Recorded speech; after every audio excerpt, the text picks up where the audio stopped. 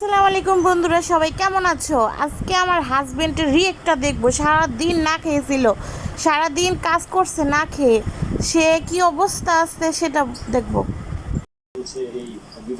সুপিয়ান আপু, আজকে সারাদিন যে না খেয়ে আসছিল, কেমন লাগছে? আরে কি যায় আমি না হলো 50-60 হইব খাইলাইছি কি কও? তারপর আমার খিদা মিডল এত ক্ষুধা লাগছে? আর দুপুরে ভাত যে নিয়ে যাও না, আমি তোমার বলছি না যে দুপুরে আইও খাইতে? হ্যাঁ কইছো এখন চাইছিল যে আমু পরে আড়াইতে পারিনি না, আমি তোমার জন্য অপেক্ষা কইরাছিলাম জানো। এই রোদের মধ্যে আবার যামু এই তো দেখো তোমার লেগে কি রান্না করছি। এখানে এসে পাঙ্কাশ মাছ রান্না করছি, তার সাথে যে কালকের গরুর মাংস তরকারি ঝোল আছে এগুলো, বুঝছো? আর এই যে ভাত, নাও খাও। সারাদিন না খাইয়াছিলা, চালু করে আমার ভালো না না খাও, তুমি বাইরে খাও। এটা কি এই রইলো তোমার ওই যে মাছের পেটা তরকারি।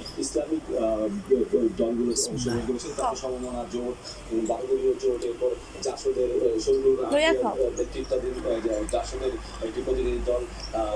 সব একটু একটু করে লো। এই যে তোমার ছেলে সারাদিন বাবা বাবা করছে জানো। আজকে যে নতুন কাজে গেছো, কি অবস্থা? ভালোই আলহামদুলিল্লাহ ভালোই।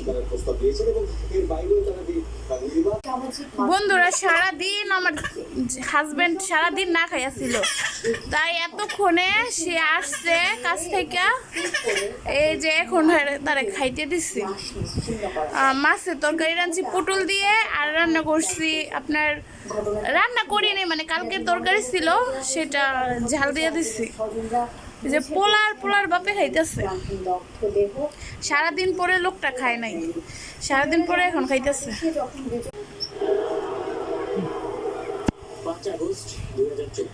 ও জামাই, তুমি কি খাইবা?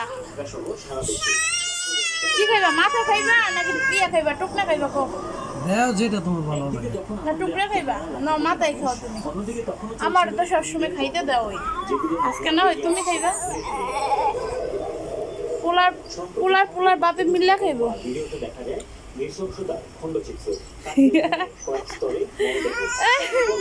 কি করে দেখ দুজনে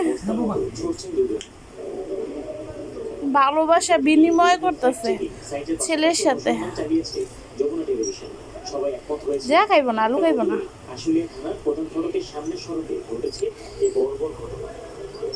তোর লাগে কি মাংস আছে? তোরা দিতে বড় লোকের মাইয়া বিয়া করাই দিব তোমার বাবা, হ্যাঁ, যাতে তোমার গোস মাংস দিতে